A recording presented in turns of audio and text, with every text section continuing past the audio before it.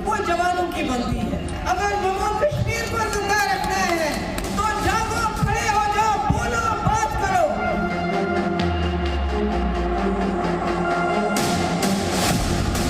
हर एक लड़ना चाहता है, लड़े। ये तो फ्री कंट्री है। फ्री कंट्री में कोई भी लड़ सकता है, तो हम किसी को रोकने वाले तो नहीं है, लड़े।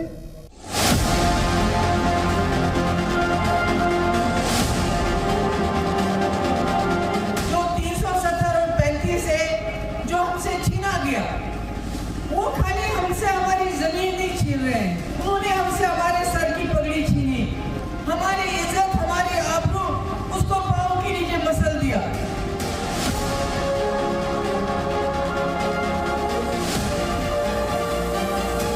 इनकी सारी नीतियां देश विरोधी थी, पाकिस्तान को हवा देने वाली थी। ये जो अपनी राजनीतिक दुकानें चलाने के लिए लोगों को गुमराह कर रहे हैं, वो आने वाले समय में चलने वाला नहीं है।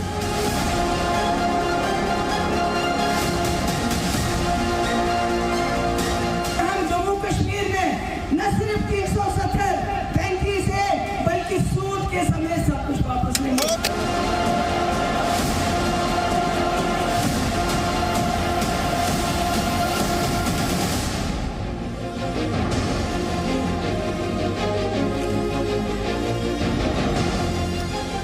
ताजों के स्पेशल एडिशन में आपके साथ मैं अदिति त्यागी हूं। तो जम्मू कश्मीर को लेकर आप लगातार सुन रहे हैं कि तस्वीर बदल रही है। आतंक के खिलाफ ऑपरेशन ऑल आउट चल रहा है। जम्मू कश्मीर के परिसीमन के माध्यम से चुनावों की भी तैयारी की जा रही है, लेकिन कश्मीर में हो रही ये बदलाव सियासत से जुड़े कुछ नेताओं को पसंद नहीं आता। शायद उनकी सियासत को सूट नहीं करता। पूर्व मुख्यमंत्री महबूबा मुफ्ती, अभी आपने उन्हें कहते हुए सुना, 370 हटने के बाद से हालात खराब हुए हैं। वो युवाओं से कहती हैं अगर जम्मू कश्मीर को जिंदा रखना है तो जागो, खड़े हो जाओ, बोलो, बात करो। इतना ही नहीं, केंद्र सरकार पर कश्मीरियों का अस्तित्व खत्म करने और कश्मीरियों की पगड़ी छीनने का भी वो आरोप लगाती है। इसीलिए ताल ठोक के स्पेशल एडिशन में हम पूछेंगे कि कश्मीरी युवाओं को उकसाने का खेल कब तक, सियासत के लिए कश्मीर से धोखा कब तक किया जाएगा, क्या युवाओं के सहारे अब सियासी दुकान चलाई जाएंगी, और कश्मीर पर यह भ्रम जाल कब तक। कई खास मेहमान हमारे साथ हैं। के शर्मा बीजेपी के स्पोक्स पर्सन हमारे साथ हैं। नेशनल कॉन्फ्रेंस का पक्ष रखने के लिए नीलोफर मसूद हमारे साथ हैं। सैयद फजल कशानी हमारे साथ हैं, स्पोक्स पर्सन हैं अपनी पार्टी के। और सनम शाह पॉलिटिकल एनालिस्ट हैं, हमारे साथ हैं। लेकिन सबसे पहले नीलोफर मसूद, ये भड़काने का, उकसाने का, बरगलाने का, युवाओं को इस तरह से गुमराह करने का, पहले उनके हाथ में पत्थर दिए जाते थे, बंदूक दी जाती थी, अब 370 नहीं छीना, पगड़ी छीन ली, इज्जत कुचल रहे हैं, ये कब तक युवाओं को भटकाने का काम चलेगा? आदित्य जी, पत्थर कौन देता था हाथ में लड़कों? कोई माँ बहन नहीं चाहता, बाप नहीं चाहता कि उसका बेटा पत्थर पकड़े या उसको पत्थर पकड़वाए और युवाओं से वो पथराव करवाए। पहले आप इस स्टेटमेंट को दुरुस्त कीजिए। और दूसरी बात, जो युवा है, युवा के लिए गवर्नमेंट ऑफ इंडिया क्या कर रही है 5 अगस्त 2019 के बाद, वो सबने देख लिया है। नीलोफर जी, आप अपने स्टेटमेंट को थोड़ा सा दुरुस्त कीजिए मैडम, क्योंकि मेरे फैक्ट्स दुरुस्त रहते हैं। पत्थरबाजी, मैम रुक जाइए, तथ्यों पे बात करेंगे। ये आप पब्लिक गैदरिंग में नहीं है कि आप कुछ भी बोल देंगी, आप कुछ भी बोल देंगी। पहले कितनी पत्थरबाजी होती थी और अब कितनी पत्थरबाजी होती है? मैम, एक तो आप सुनती नहीं है, प्लीज। हाँ, मैं तो आप ही के सवाल का जवाब दे रही हूँ। हाँ, दीजिए ना मैम। मैं वही कह रही हूँ, पत्थर कौन किसको पकड़वाता है? न तो पॉलिटिकल पार्टी किसी युवा के हाथ में पत्थर देती है और ना ही यहाँ के माँ बाप, क्योंकि कोई नहीं चाहता, कोई बाप नहीं चाहता, कोई माँ नहीं चाहती उसका बच्चा पत्थर पकड़े, पढ़ाई को छोड़े और वो सड़कों पर आ जाए। जो basic grievances Jammu and Kashmir की है उसको आप एड्रेस कीजिए ना। आज रिपोर्ट आई है डिलिमिटेशन की, एक्सपोज हो गए, वो भी एक्सपोज हो गए। किस तरीके से उन्होंने क्या किया, जो खदशाएं यहाँ के लोगों को थी वो सच निकली। आप उस मुद्दे पर आ जाइए ना। जो आज गलती सुधारने का टाइम मिला था गवर्नमेंट ऑफ इंडिया को, और उन्होंने फिर उस गलती को दोहराया जो 5 अगस्त 2019 को किया। जो हमारा स्पेशल स्टेटस, हमारा फ्लैग, हमारे प्रिविलेज छीने गए थे, आज मौका था कुछ थोड़ा बहुत यहाँ का ट्रस्ट डिफिसिट है उसको एड्रेस करने की, लेकिन फिर से वो गवा दिया मौका। मैम प्रिविलेजेस आप हमारे प्रिविलेजेस, हमारे अधिकार, आप हुकूक की बात करते हैं, महिलाओं के हुकूक की भी बात करती हैं मैम आप? हाँ, मैं हर किसी के महिलाओं के हुकूक की भी हूँ। बात करती, कितना डिस्क्रिमिनेटरी था उस पर भी आप बात करती, और पत्थरबाजी को लेकर जो मैंने सवाल पूछा उसका आपने जवाब नहीं दिया। पत्थरबाजी को लेकर मैडम जो मैंने सवाल पूछा उस पर आपने जवाब नहीं दिया। आज पत्थरबाजी नहीं होती। आप यहाँ तो सही बोलती हैं कि कोई माँ या कोई पिता अपने बच्चे के हाथ में पत्थर नहीं देना चाहता, लेकिन आज वो पत्थर थमाने वाले लोग नहीं है, इसलिए पत्थरबाजी नहीं हो पा रही है। प्लीज गुमराह मत कीजिए। लेकिन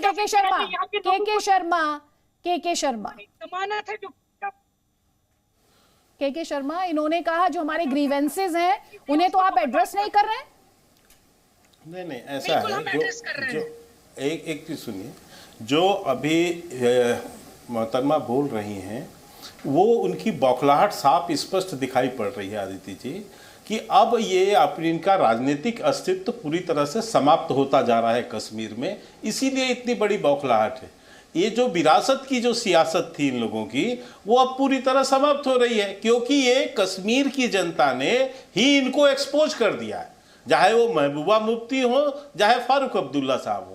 इनको कश्मीर की जनता ही इनको और वहां के युवा ही करारा जवाब दे रहे हैं। अभी बड़ी आसानी से एक बात इन्होंने कहा कि कौन पत्थर दे रहा था उनके हाथों में, वो अलगाववादी ताकतें जो वहां पर अशांति चाहती थी, जिनका समर्थन हमेशा महबूबा मुफ्ती और साथ में फारूक अब्दुल्ला करते थे।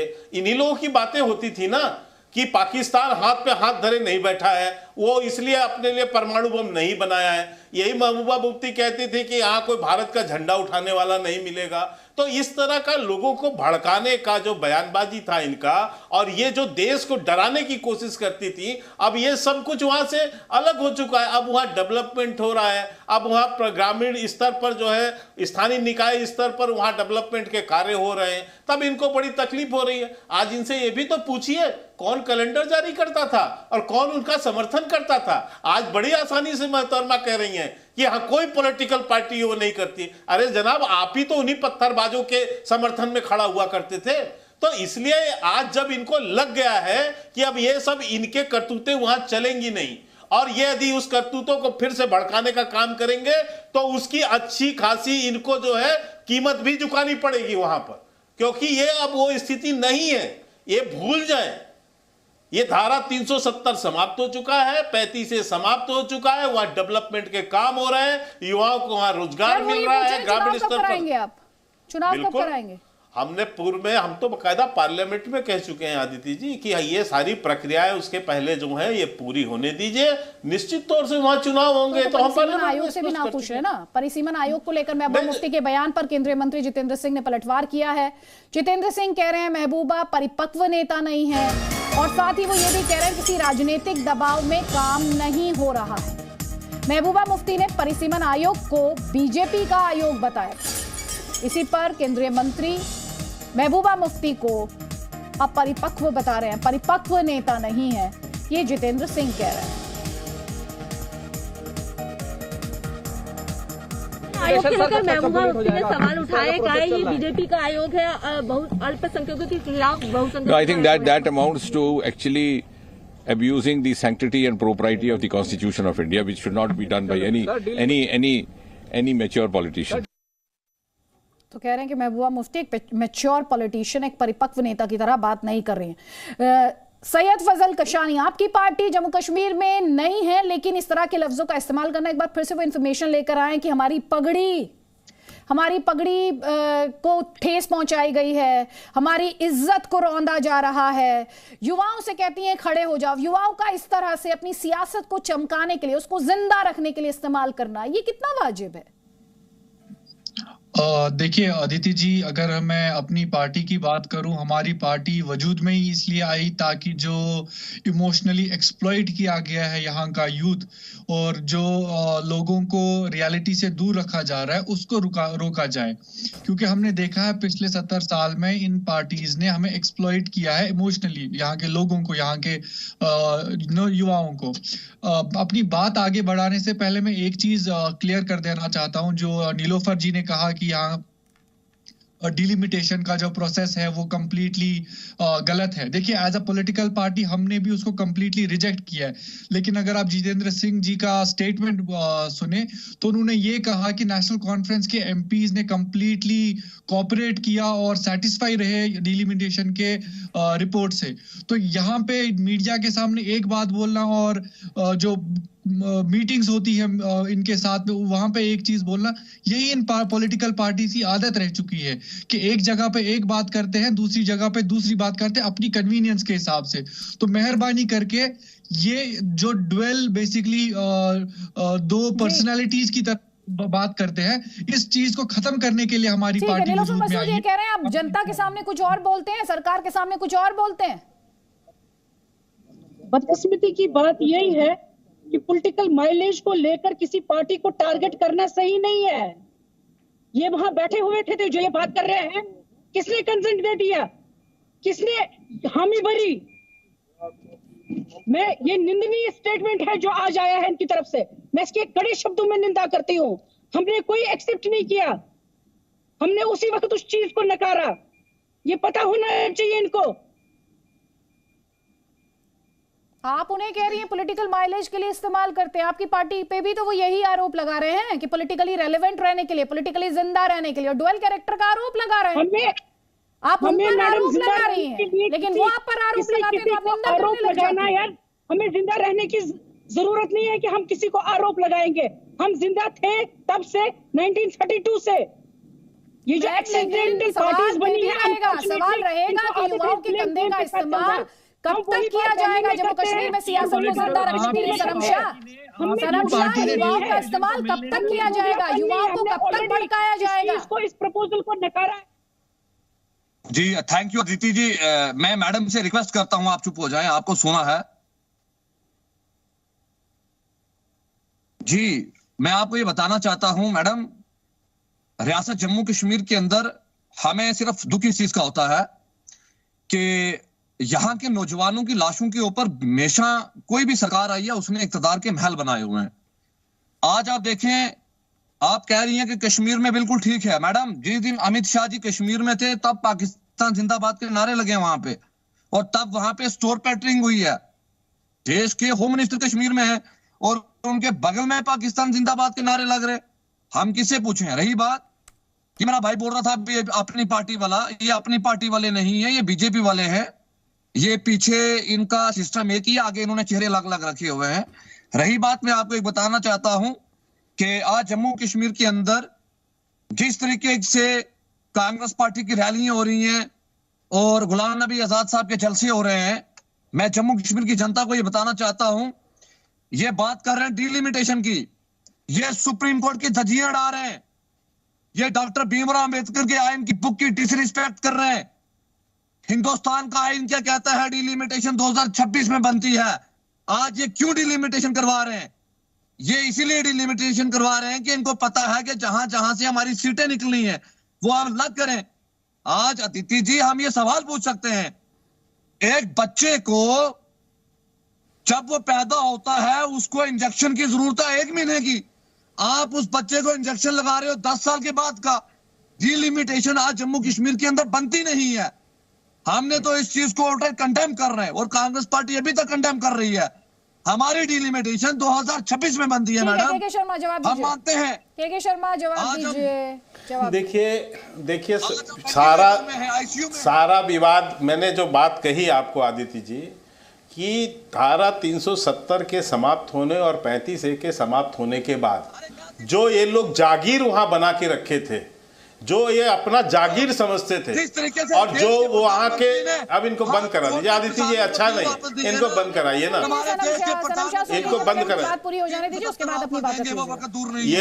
ये अपने ही बातों में स्पष्ट नहीं, इको हो रहा है, थोड़ा कम कराइएगा मैडम। ये अपनी ही बातों में, एक मिनट, ये अपनी ही बातों में स्पष्ट नहीं हो पा रहे हैं। अभी तो ये कहते हैं कि युवाओं के लाशों पर राज्य किया। आदित्य जी इनको बंद कराइए ना, ऐसे कैसे डिबेट होगा? ये तो ऐसे चिल्ला रहे हैं। सर बोलिए ना के शर्मा जी, उन्होंने कहा कि परिसीमन अभी नहीं बनता था, उस पर आपका जवाब सर, सीधा जवाब दीजिए। नहीं, परिसीमन क्यों नहीं बनता है वहां पर? इतनी बड़ी सरकार, वो इतने बड़े वहां पर जो है चुनाव आयोग, वो सारे लोग उसकी समीक्षा कर रहे हैं, तो इनके कहने से परिसीमन होगा और नहीं होगा? हम ये कहना चाहते हैं, कब परिसीमन वहां का होने दिया इन लोगों ने, ये बताएं। अभी ये कह रहे हैं कि वहां के लोगों ने, वहां के लोगों के, युवाओं के कब्र के ऊपर में शासन किया। तो किसने शासन किया? फारूक अब्दुल्ला ने किया, वहां पर मुफ्ती महबूबा मुफ्ती ने किया और कांग्रेस ने किया, और आज ये हमें ज्ञान समझा रहे हैं वहां पर। मैं ये कह रहा हूं, इसीलिए आपको कहा कि इनकी जागीर जारी, इनको ये स्थानीय निकाय चुनाव में जिस तरह से ये पार्टियां जो है हाशिए पे चली गई वहां पर, अब इनको लग रहा है कि हमारा वहां कोई राजनीतिक अस्तित्व नहीं बचा है, तो क्या करें? और यही जो भड़काते थे वहां पर, लोगों के हाथ पे पत्थर पकड़ाते थे, लोग कैलेंडर जारी करके महीने दो महीने तक अलगाववादियों के कहने पर ये जम्मू कश्मीर को चलाई थी पीडीपी के साथ, महबूबा मुफ्ती के साथ। सैयद फजल कशानी जवाब देना चाह रहे हैं सनम शाह को जल्दी से। जी देखिए, जो इन्होंने दो चीजें बोली, जो इन्होंने बोला कि हम बीजेपी की बी टीम है, देखिए इनके पास हमारे रोड मैप को टैकल करने के लिए और कुछ नहीं है। हमने कभी सरकार में रहे नहीं है और ये दावा भी नहीं कर सकते कि हम किसी की बी टीम है। हमें किसी पॉलिटिकल पार्टी से कोई मतलब नहीं है, हमें प्योर हम जम्मू एंड कश्मीर के डेवलपमेंट पे चुनाव लड़ेंगे। दूसरी बात, जो नीलोफर जी ने कहा कि हमें इन्होंने डिफेंड करने की कोशिश की कि ये दो स्टेटमेंट्स नहीं देते। मैं इनको याद दिलाना चाहता हूं कि पिछले 15 दिन पहले इनकी ही पार्टी ने डिसाइड किया कि वो डिलिमिटेशन कमीशन को नहीं मिलेंगी, फिर यू टर्न ले लेते हैं। ऐसे में आपको नंबर ऑफ डिसीजंस में इनके गिना सकता हूं इनकी पार्टी के, जिन्होंने यू टर्न किया। यू टर्न तो आप जैसे लोग लेते हैं जो अपने मुफाद के लिए काम करते हैं, जो युवाओं के लिए सोचते नहीं, जो जम्मू कश्मीर के लिए नहीं सोचते। हमारा एजेंडा बहुत क्लियर है, हमारा एजेंडा डेफिनेटली क्लियर है, 370 को लेकर है, हमारा एजेंडा डेवलपमेंट को लेकर क्लियर है। आप मुझे बताएं, अगर आप ये दावा करती हैं कि आपकी पार्टी दावा करती है कि आप 370 को वापस लाएं, आप किस एजेंडे की बात कर रहे हैं? आपके हमारा एजेंडा क्लियर है कि जम्मू कश्मीर में ग्राउंड लेवल पहुंचना चाहिए, ना कि आप जैसे पार्टीज, आपकी जैसी पार्टीज जो हाईजैक करती है डेवलपमेंट को, जो यहाँ लोगों को एम्पावर करती है। आपकी जैसी पार्टीज है जिन्होंने आज तक हमारा किया है। आप सरकार में रहती है तो एक बात करती है, सरकार से बाहर रहती है दूसरी बात करती है, दिल्ली में रहती है एक बात करती है, और यहाँ पे लोगों को झूठ बोलते हैं। आपको कोई ठीक है, मुझे आप दोनों को यहाँ पर रोकना पड़ेगा। सैयद फजल कशानी और नीलोफर मसूद, सनम शाह के शर्मा, बहुत बहुत शुक्रिया। लेकिन जिस तरीके से आपने सुना सैयद फजल कशानी, नीलोफर मसूद और सनम शाह को, एक बात तो आपको यहाँ पर समझ में आ गई होगी इस डिस्कशन में कि किस तरह से युवाओं के कंधे का इस्तेमाल किया गया है। युवाओं को पहले पत्थर और बंदूक थमाई गई। बड़ा सवाल यही है कि उसी युवा को भड़काकर क्या जम्मू कश्मीर को एक बार फिर से अंधेरे में झोंकने की कोशिश की जा रही है सियासी वजूद बचाने के लिए पॉलिटिकल पार्टीज द्वारा? ये अपने आप में एक बड़ा सवाल। Presenting B News app available on Google Play and App Store. Download it now.